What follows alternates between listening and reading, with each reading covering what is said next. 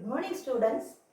இதுக்கு முன்னாடி உள்ள வீடியோவில் இந்த 9வது பாடம் நமக்கு வந்து உள்ளமைப்பியல் பாடம், தாவர உள்ளமைப்பியல் பாடத்தில் நாம வந்து ஆக்கு திசுக்கள், நிலைத்த திசுக்கள், நிலைத்த திசுக்கள்ல எளிய திசுக்கள், கூட்டு திசுக்கள் இதெல்லாம் பற்றி படித்தோம். அதுக்கப்புறமா வந்து திசு தொகுப்புகள் படித்தோம்.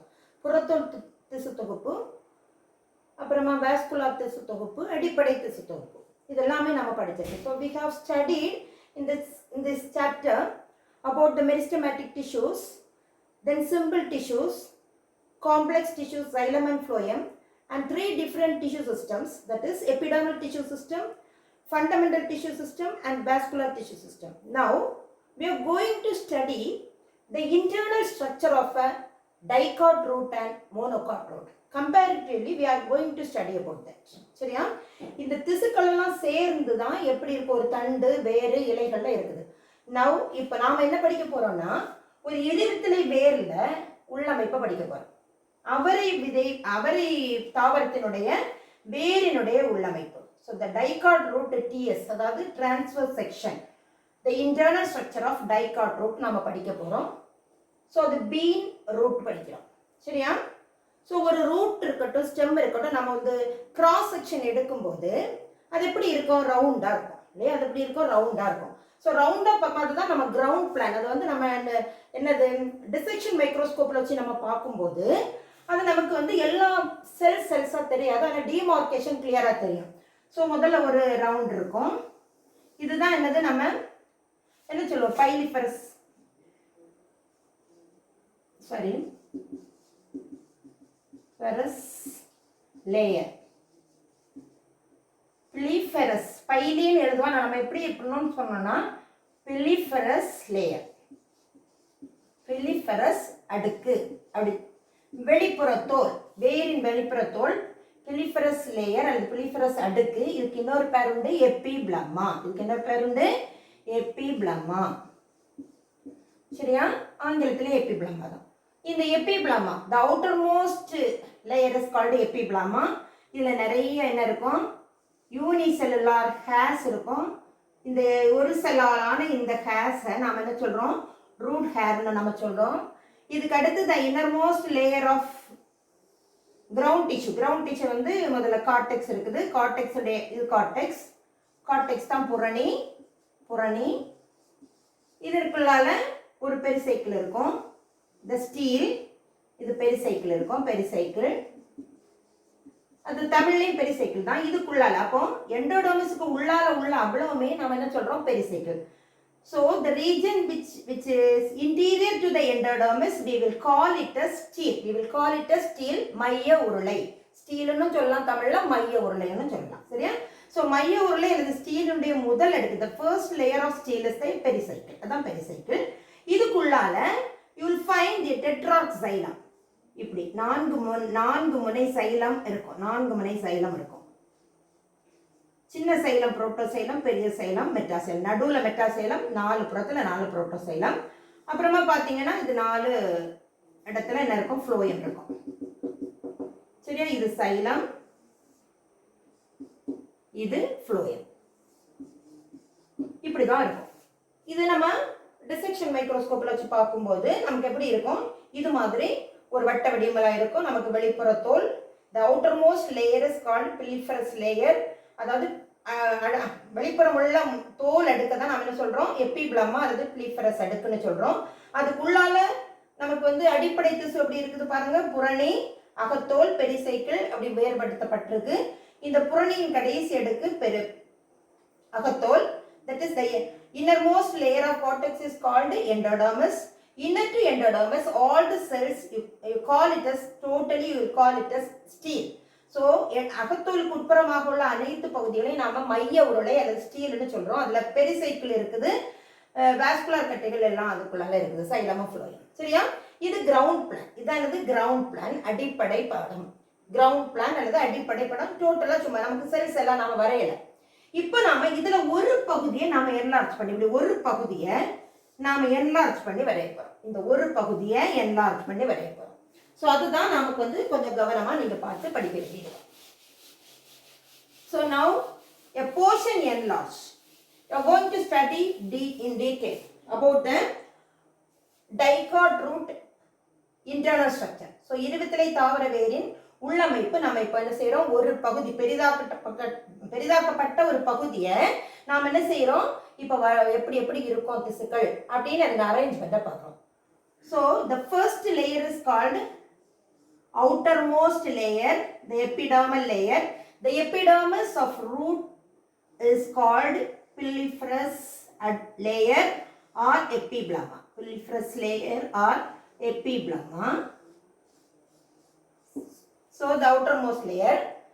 So வேரின் வெளிப்புற அடுக்கு piliferous அடுக்கு அல்லது epiblema என்று அழைக்கப்படுகிறது. So epiblema மட்டும் எழுதுறேன், epiblema. சரியா? எபிப்ளமா தான் தமிழ்ல, எபிப்ளமா. பிலிஃபரஸ் அடுக்கு என்ன இருக்குன்னு ஒரு பெயர். இதுக்கு மேலே பார்த்தீங்கன்னா கியூட்டிக்கலும் இருக்காது, புறத்தோல் துளைகளும் இருக்காது. So cuticle and stomata are completely absent இந்த பிலிஃபரஸ் லேயர் ஆஃப் ரூட். வேரின் புறத்தோல்ல என்ன இருக்காது, கியூட்டிக்கலும் இருக்காது, புறத்தோல் துளைகளும் இருக்காது. You will find unicellular hairs called root hairs.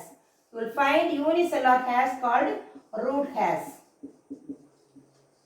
Root hair na வேர் தூவி. என்ன தூவி? வேர் தூவிகள் காணப்படும். ஒரு செல்லாலான வேர் தூவிகள் காணப்படும். சரியா? So the main function of the root hair is they absorb water and minerals from the soil. இந்த வேர் தூவிகள் மண்ணிலிருந்து நீரையும் கனிம உப்புகளையும் உறிஞ்சுகின்றன. சரியா? இந்த இதனுடைய முக்கியமான பணி they protect the inner lying tissues. இது அடிப்பக்கம் உள்ள அனைத்து திசுக்களையும் பாதுகாக்கக்கூடிய பணியை தான் இந்த எபிப்ளமா செய்யும். ஸோ இவ்வளவுதான் எபிப்ளமா. Now next to epiblema there is a cortex. There is a cortex. The cortex is homogeneous. What do you mean by that? ஒரு படித்தானவை. ஒரு படித்தானவைனானது ஒரே விதமான parenchyma செல்களால் ஆகியிருக்கும். So the entire cortex is made up of parenchymatous cells which may be oval or spherical in shape. They may be oval or spherical in shape. So இந்த புறணியானது ஒரே விதமான parenchyma செல்களால் ஆக்கப்பட்டிருக்கும். இவை கோள அல்லது வட்ட வடிவில் காணப்படும். செல் இடைவெளிகளுடன் காணப்படும். இனி இந்த அழுத்தத்தின் காரணமாக ஒரு வரிசையில சில நேரம் பலகோண வடிவத்துல இருக்கும். அது நம்ம போடணும்னு அவசியம் இல்லை. நீங்க வேணா ஒரு வரிசையில பலகோணம், ஏன்னா இந்த செல்கள் அமுக்கப்படும் போது இந்த வட்ட வடிவம் மாறி கொஞ்சம் என்ன இருக்கும், பலகோண வடிவத்துல நமக்கு தெரியும். சரியா? இனி மீதியுள்ள எல்லா செல்களும் நமக்கு எப்படி இருக்கும், புறணியில parenchyma செல்கள் செல் இடைவெளிகளுடன் காணப்படும். இதுல பசுங்கணிகங்கள் இருக்காது, வெளிர் கணிகங்கள் இருக்கும். வெளிர்னானது நிறமற்ற கணிகங்கள். பசுங்கணிகங்கள் இருக்காது, ஆனா என்ன இருக்கும், வெளிர் கணிகங்கள் இருக்கும். இப்போ நான் இது இப்போ போட்டிருக்க இந்த ரவுண்ட் வந்து புறணியின் கடைசி அடுக்கு அகத்தோல். ஸோ இந்த புறணியினுடைய முக்கியமான பணி உணவுப் பொருட்களை சேமித்து வைத்தல். உணவுப் பொருட்களை நம்ம ஏற்கனவே படிச்சிருக்கோம். ஸ்டார்ச் துகள்கள், எண்ணெய் பொருட்கள் இல்லையா, அப்புறமா அது படிகங்கள், நிறமிகள், இதெல்லாம் சேமித்து வைக்கணும்னு நம்ம ஏற்கனவே படிச்சிருக்கிறோம். அதெல்லாம் சேமித்து வைக்குது. ஏன்னா இதுல என்ன காணப்படாது, பசுங்கணிகங்கள் காணப்படாது, ஆனால் என்ன காணப்படும், வெளிர் கணிகங்கள் காணப்படும். So the cortex is homogeneous and it is made up of parenchymatous cells. The same type of parenchymatous cells, they may be oval or spherical. உருண்டையாவோ முட்டை வடிவமாக இருக்கும். They are arranged with the intercellular space. பாத்தீங்களா, இடையிடையா இடம் இருக்குது, அதனால நெருக்கமா அமைஞ்சிருக்காது. சரியா? And they store food materials, starch grains like food materials. இங்க பசுங்கணிகம் இருக்கா, there is no chloroplast, but இந்த வெளிர் கணிகங்கள் இருக்கும். வெளிர் கணிகங்களுக்கு ஆங்கிலத்துல leucoplast. They contain leucoplast. So now this is the cortex. Cortex தமிழ்ல புரணி. இந்த innermost layer of cortex is called endodermis. நம்ம வந்து இதுல வந்து நம்ம படிச்சிட்டோம், இதெல்லாமே டிஷ்யூ சிஸ்டத்துல படிச்சிட்டோம். The innermost layer of cortex is called endodermis. It is made up of barrel shaped cells, a single layer of thin walled parenchymatous barrel shaped cells. முதல்ல thin walled ஆ இது இருந்திருக்கும், then இப்படி இருக்குது. இப்போ இந்த endodermal cells, அதாவது புறணியின் கடைசி அடுக்கு அகத்தோல், the innermost layer of cortex is called endodermis. The endodermis is made up of a single layer of barrel shaped parenchyma cells. இவை ஒரு வரிசையில் அமைந்த barrel வடிவமான barrel shapeல உள்ள என்னது இந்த அகத்தோல் காணப்படுகிறது. இந்த அகத்தோல்ல அதன் ஆரச்சுவர்களிலும் பாருங்க, இதன் ஆரச்சுவர்களிலும் இந்த கிடைமட்டனா பரிதி இணை அந்த சுவர்கள், சரியா, டான்ஜென்ஷியல் வால்ஸ், இந்த ரெண்டு இடங்கள்லயும் என்ன இருக்கும், சுபரின் அல்லது லிக்னின் மற்றும் லிக்னின் என்ற பொருட்களால் ஆன தடிப்பு காணப்படும். சுபரின் மற்றும் லிக்னின் பொருட்களால் ஆன தடிப்பு காணப்படும். இந்த தடிப்புக்கு பேரு காஸ்பாரியன் பட்டைகள் என்று பேர். என்ன பேரு? காஸ்பேரியன் பட்டைகள் என்று பேர். இது ஏற்கனவே நம்ம படிச்சிட்டோம். ஏன் காஸ்பேரியன் பட்டைகள்னு சொல்றோம்? ஏன்னா இந்த காஸ்பேரியன் பட்டைகள்னு நாம சொல்ல காரணம் என்ன, இதுல லிக்னின் போன்ற படி இருந்தாலும் இதை கண்டுபிடித்தவர் யாரு? கண்டுபிடித்தவர் காஸ்பாரே என்ற அறிவியல் அறிஞர் ஆனதுனால இந்த சுபரின் படிந்த இந்த பட்டைகளுக்கு நம்ம எப்படி பெயர் கொடுக்கிறோம்? சுபரின் பட்டைகள்னு கொடுக்கல, காஸ்பேரியன் பட்டைகள் அப்படின்னு சொல்றோம். ஸோ அகத்தோலில் காணப்படக்கூடிய பட்டைகளுக்கு பேர் என்னது? காஸ்பேரிய பட்டைகள். பட்டைகள். So Casparian strips. Casparian strips. Strips, சரியா? ஸோ இது இதனுடைய பணிகள் எல்லாமே நம்ம ஏற்கனவே நாம படிச்சிட்டோம். இதனுடைய பணி என்ன?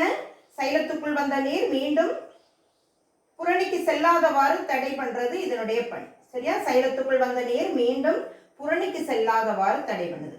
அப்ப இடையிடையே நான் 4 செல்கள்ல நான் காஸ்பாரியன் பட்டைகள் போடல, பாத்தீங்களா? 4 செல்கள்ல நான் காஸ்பாரியன் பட்டைகள் போடல. ஸோ அது எதுல பாருங்க, the cells in the endodermis which are opposite to protoxylem, they are devoid of the casparian strips. So புரோட்டோசைலத்துக்கு எதிராக உள்ள இந்த அகத்தோல் செல்கள்ல என்ன காணப்படாது? காஸ்பேரியன் பட்டைகள் காணப்படாது. they are completely absent in the endodermal cells which are opposite to protoxylem. புரோட்டோசைலத்துக்கு எதிராக உள்ள செல்கள்ல நான் எத்தனை செல்கள் வரைஞ்சிருக்கேன்? அப்படி 4 செல்கள் வரைஞ்சிருக்கேன். அப்ப 4 செல்கள் வரைஞ்சிருக்கிறேன்னா என்ன அர்த்தம்? 4 புரோட்டோசைலம் பாயிண்ட்ஸ் அங்க இருக்கும்னு அர்த்தம், சரியா? 4 புரோட்டோசைலம் பாயிண்ட் புள்ளிகள் தான் அங்க 4 புரோட்டோசைலம். சோ 4 புரோட்டோசைலம் புள்ளிகள் அப்படி இருக்குதுன்னா that xylem is called tetrad. That xylem is called tetrad. So இது இவ்வளவு தான் புரணி அல்லது cortex. Cortex is homogeneous. It is made up of parenchyma cells. They are loosely arranged with intercellular space. There is no chloroplast. There are leucoplasts. They store food materials. இந்த புரணி parenchyma செல்களால் ஆனது. இதுல செல் இடைவெளிகளுடன் காணப்படும் கோள அல்லது உருண்டை வடிவ செல்கள். இவற்றில பசுங்கணிகம் காணப்படாது. இவற்றில வெளிர்கணிகங்கள் காணப்படும். இவற்றினுடைய பணி என்னது? உணவுப் பொருட்களை சேமித்து வைக்கும். The last layer of cortex is called endodermis. In the endodermis, in the radial and the tangential walls, they are thickened by suberin and lignin. Those thickenings are called as casparian strips. So அகத்தோல்ல அதனுடைய ஆரச்சுவர்களிலும் பரிதி இணை இந்த பகுதி சுவர்களிலும் என்ன காணப்படும்? அதாவது இந்த கிடைமட்ட சுவர்களிலும் என்ன காணப்படும்? சுபரின் மற்றும் லிக்னினாலான தடிப்பு காணப்படும். இந்த தடிப்புக்கு பேரு காஸ்பாரியன் பட்டைகள் அப்படின்னு பேரு. இது புரணியில் சைலத்திற்குள் வந்த நீர் மீண்டும் புரணிக்கு செல்லாதவாறு இது தடுக்குது. So the casparian strips, they prevent the re-entry of water from the xylem to the cortex. And in between you will find thin-walled endodermal cells. These thin-walled endodermal cells without casparian strips are called passage cells. So these cells are called passage cells. Passage cells, வழி செல்கள். அப்போ Casparian பட்டைகள் இல்லாத இந்த செல்கள் வழி செல்கள் என்று அழைக்கப்படுகின்றன. The main function is they transport water from cortex to the xylem. So புரணியில வேர் தூவி உறிஞ்சிய நீர் புரணி வழியாக வழி செல்கள் வழியாக சைலத்தை அடைகிறது. So புரணியிலிருந்து சைலத்திற்கு நீரை கடத்துவது இந்த வழி செல்களின் பணி, சரியா? அப்போ the outermost layer, piliferous layer அது படிச்சிட்டோம். அடுத்து cortex படிச்சாச்சு. இப்போ third part is stele. The third part stele னா the tissues inner to endodermis comprises the stele. அப்போ endodermisக்கு உள்ளால உள்ள அனைத்து திசுக்களையும் நாம என்ன சொல்றோம்? ஸ்டீல் னு சொல்றோம். So it comprises pericycle, vascular bundles. Pericycle and vascular bundles. What are the vascular bundles? Xylem bundles and phloem bundles. So 4 இடத்துல நான் வந்து இந்த பேசேஜ் செல்ஸ் போட்டிருக்கேன்னா 4 இடத்துல தான் என்ன இருக்குது உங்களுக்கு xylem இருக்குன்னு அர்த்தம். xylem புரோட்டோசைலம் பாயிண்ட்ஸ் இருக்குன்னு அர்த்தம். சரியா? இப்போ நாம இப்படி வரைஞ்சிடலாம். இது வரையும் போது இப்படி சரியா பாருங்க. இந்த ஹெக்ஸகோனல் ஷேப்ல சரியா பாலிகோனல் ஷேப்ல நாம வரைகிறோம்.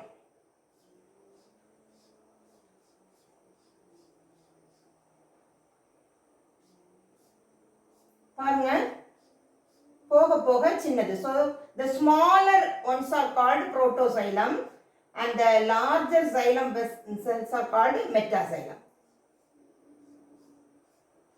The smaller ones are called protoxylem. So lignified walls, so you have to put 2 walls. The walls are lignified, so you have to secondary thickening, and the secondary thickening நாம காட்டுறதுக்காக you have to put 2 lines. சரியா? To show the secondary thickening. Now this is the protoxylem. This is the small இருக்கிறது protoxylem. தமிழ்லையும் protoxylem தான். இந்த நடுவுல இந்த பெருசா இருக்கிறது என்ன xylem? metaxylem. இந்த பெருசா இருக்கிறது என்னது? metaxylem. metaxylem. metaxylem தமிழ்லையும் metaxylem தான். metaxylem. இது protoxylem. சரியா? தமிழ்லையும் புரோட்டோசைலம், இங்கிலீஷ்லயும் புரோட்டோசைலம், மெட்டாசைலம் இங்கிலீஷ்ல, தமிழ்லையும் மெட்டாசைலம். ஓகேயா? இப்படி இருக்கு. Now in between the xylem protoxylem points you may find the phloem. You may find the phloem.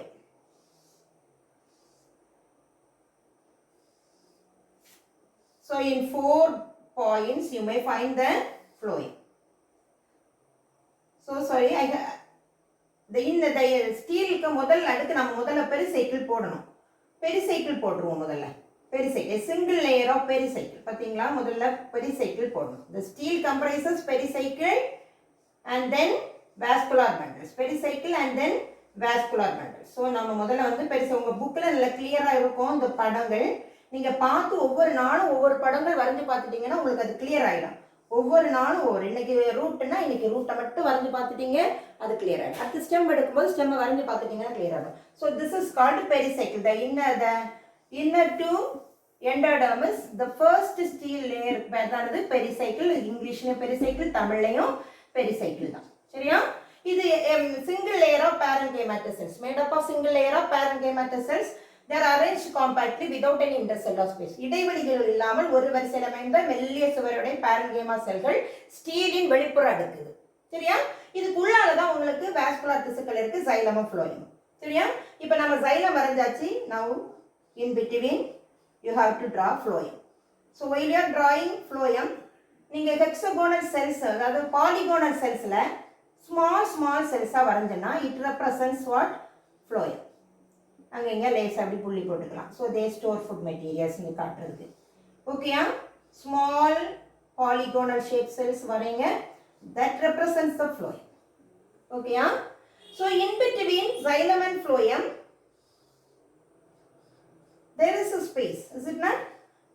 ரெண்டுக்கு இடையில சைலத்துக்கும் phloemத்துக்கும் இடையில இருக்குது கொஞ்சம் இடங்கள். இதுல இருக்கக்கூடிய டிஷ்யூக்கு பேர் இணைப்பு திசுக்கள். என்ன திசுக்கள்? கன்ஜங்க்டிவ் செல்ஸ். இணைப்பு திசுக்கள். சைலத்தையும் phloemத்தையும் இணைக்கக்கூடிய திசுக்களுக்கு பேர் என்னது? இணைப்பு திசுக்கள்.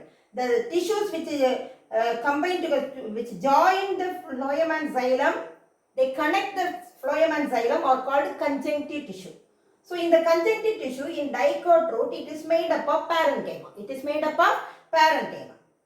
இப்போ parenchyma இதுல நாம போட்டுடலாம். parenchyma. It is made up of parenchyma. நல்ல லைட்டா நீங்க பென்சில் வச்சு மட்டும் தான் வரைவீங்க. இப்போ நான் நிறைய கலர்ஸில் வரைய மாட்டோம். நம்ம ரெக்கார்ட்லேயும் சரி, நமக்கு நோட்லேயும் சரி, டெஸ்ட் பேப்பர்லேயும் சரி, நம்ம ஒரு பென்சில் வச்சு மட்டும்தான் வரைவோம். ஸோ ரொம்ப லைட்டாக நீங்கள் இந்த கனெக்டிங் டிஷ்யூஸை போட்டுட்டீங்கன்னா கன்ஜங்க்டிவ் டிஷ்யூஸ் ஆர் இணைப்பு திசுவை நீங்கள் ரொம்ப லைட்டாக வரைஞ்சிங்கன்னா உங்களுக்கு xylem vessels எல்லாம் நல்லா கிளியராக தெரியும். ஓகேயா? So these are called conjunctive tissue which connect the xylem and phloem. Conjunctive tissues which அப்ப சைலத்தையும் phloemத்தையும் இணைக்கக்கூடிய திசுவுக்கு பேர் என்னது? இணைப்பு திசு. இந்த திசுவுக்கு பேர் என்னது? இணைப்பு திசு. conjunctive tissue. conjunctive tissue.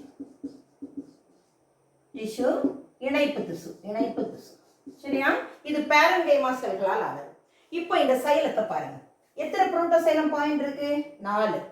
So 4 முனை சைலம் கொண்டது. புரோட்டோசைலம் வெளியே பார்த்து தானே இருக்கு, மையத்தை பார்த்துருக்கா, வெளியே பார்த்துருக்கா, வெளியே பார்த்துருக்குது. ஸோ புரோட்டோசைலம் சின்னதா இருக்கிறது வெளியே பார்த்துருக்கு. ஸோ வெளியே பார்த்து சின்ன சைலம் இருந்ததுன்னா, புரோட்டோசைலம் இருந்ததுன்னா இதுக்கு பேரு எக்ஸார்க் சைலம் அல்லது வெளிநோக்கு xylem. So there are 4 protoxylem points. So this xylem is called tetrarch xylem. என்ன xylem? tetrarch xylem. tetrarch xylem ஆங்கிலத்துல tetrarch, தமிழ்ல 4 முனை சைலம். எத்தனை முனை சைலம்? 4 முனை சைலம். சரியா? இனி the protoxylem is facing outside. Protoxylem வெளிப்புறத்தை நோக்கியும் மெட்டாசைலம் மையத்தை நோக்கியும் காணப்படுறதுனால இதுக்கு பேரு exarch xylem. So in root you will find the exarch xylem, வெளிநோக்கு சைலம். வெளிநோக்கு சைலம். சரியா? வெளிநோக்கு சைலம். சரியா? இங்க பித்து நடுவுல இருக்குதா? இல்ல, பித்து நடுவுல இல்ல. சரியா? இப்போ சோ ஒரு அவுட்டர் மோஸ்ட் லேயர் பெலிஃபரஸ் லேயர் அல்லது பெலிஃபரஸ் அடக்கிறது எபிபிளமா, அது ஒரு செல்லாலான வேர்த்துவிகள் இருக்கும். கியூட்டிக்குலம் ஸ்டொமேட்டாவும் இருக்காது. இந்த புரணி கார்டெக்ஸ் ஒரே பேரன்கைமா செல்லால இருக்கும். அதுல பசுங்கணிகம் இருக்காது, செல் இடைவெளிகள் இருக்கும். ஆனா வெளிர்கணிகங்கள் லியூகோபிளாஸ்ட் இருக்கும். They store starch material. Innermost உள்பக்கமாக, அதாவது புரணியின் கடைசி அடுக்கு அகத்தோல், அதுல ஒரு வரிசையில் இந்த பேரன்கைமா செல்கள், அதுல வழி செல்கள் தவிர மீதி செல்கள் எல்லாம் காஸ்பாரின் பட்டைகள் இருக்கும்.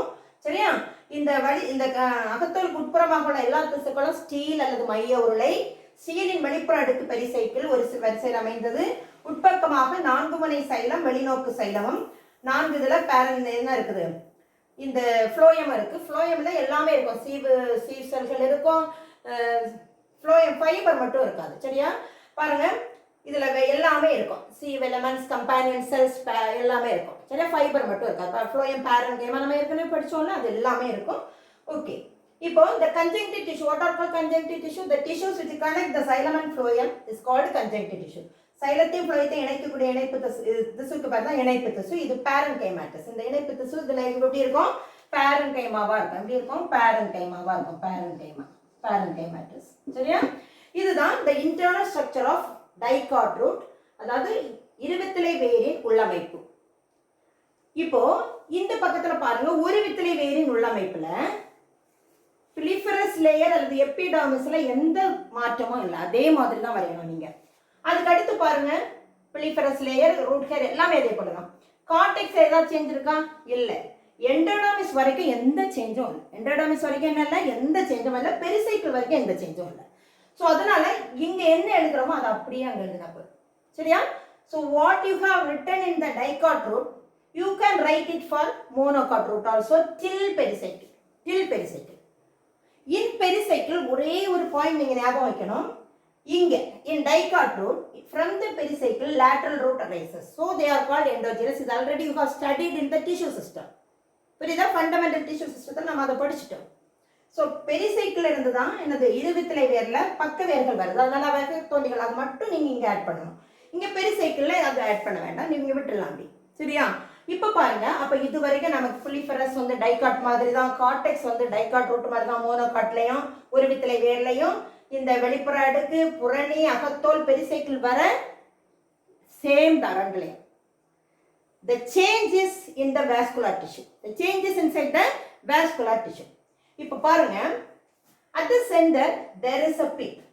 So steel comprises pericycle, vascular tissue and pith. Here comprises pericycle and vascular tissue. இங்க in monocot root pericycle, vascular tissues and pith. They understand in monocot root. அதாவது ஒரு வித்திலை வேர்கள்ல அந்த எபிபிளமா புறத்தோல்ல இருந்து புரணி அகத்தோல் பெரிசைக்கிள் வர ஒரே மாதிரி இருவித்திலை மாதிரி நீங்க எழுதினா போதும். புரியுதா? இங்க அதே மாதிரி எழுதிட்டு நமக்கு எங்க தான் ஸ்டீல்ல வாஸ்குலர் திசுலையும் தான் நமக்கு வித்தியாசம் வருது. at the center பாருங்க, at the center there is a pith. There is a pith or medulla made up of parenchymatous cells. Center there is a pith made up of parenchymatous cells. They are loosely arranged with the intercellular space and they store food materials. So நடுவுல parenchyma செல்லுனாலான ஒரு பித் அல்லது medulla காணப்படும். செல் இடைவெளிகளுடன் அவை அடுக்கப்பட்டிருக்கும். இவற்றினுடைய பணி சேமித்தல். இப்போ இந்த பெரிசைக்கிளுக்கு பித்துக்கு இடையில கொஞ்சம் இடம் இருக்குல்ல, இதுல தான் நீங்க என்ன வரையணும், வாஸ்குலர் திசுக்கள் வரையணும். So the vascular tissue, xylem and phloem, they are arranged radial arranged. பாருங்க, இந்த xylem ஒரு ரேடியல்ல இருக்கு, phloem இன்னொரு ரேடியஸ்ல இருக்கு. xylem ஒரு ரேடியஸ்ல இருக்கு, phloem இன்னொரு ரேடியஸ்ல. So this arrangement in root is called radial arrangement with the exarch xylem. இங்க பாருங்க, இங்கே ரேடியல் அரேஞ்ச்மெண்ட் தான். இப்போ நான் வரையறேன் பாருங்க. இதுல ஒரு சின்ன புரோட்டோசைலம், அதோட பெருசு, அதோட பெருசு.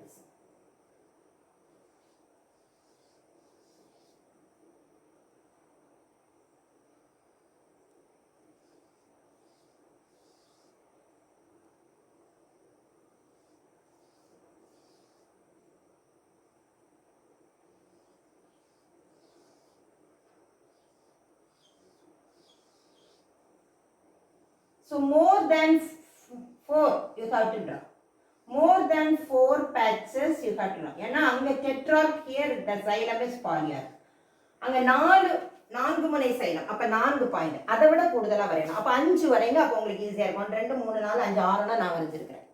So how many is a protoxylem point? 6. So more than 4 means this condition is called polyarch xylem. This condition is called polyarch xylem.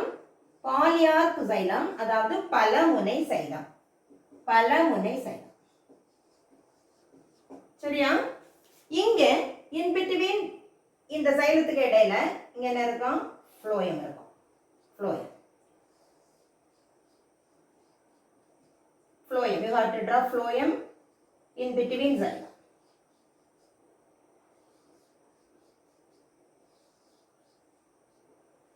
So the xylem and phloem are connected by conjunctive tissue which are sclerenchymatous, which are anga parenchymatous, inga they are sclerenchymatous.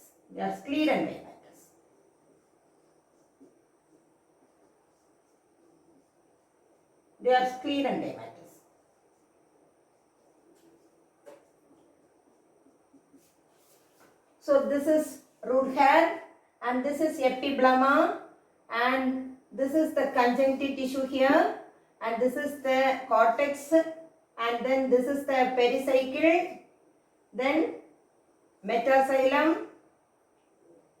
protoxylem, this is the protoxylem, then passage cells நம்ம போடணும். எங்க போடணும் passage cells? எல்லா xylem பாயிண்ட்க்கு மேல நீங்க passage cells போடுங்க முதல்ல. அப்புறமா Casparian strips you have to draw Casparian strips. சரியா? எல்லா xylem பாயிண்ட்க்கு மேல ஒரு செல்ல நீங்க என்ன போடுறீங்க, இந்த passage cells போட்டுட்டீங்கன்னா மீதி உள்ள இடத்துல நீங்க ஸ்ட்ரிப்ஸ் போடலாம், Casparian strips. சரியா? மீதி உள்ள இடத்துல நீங்க Casparian strips போடலாம்.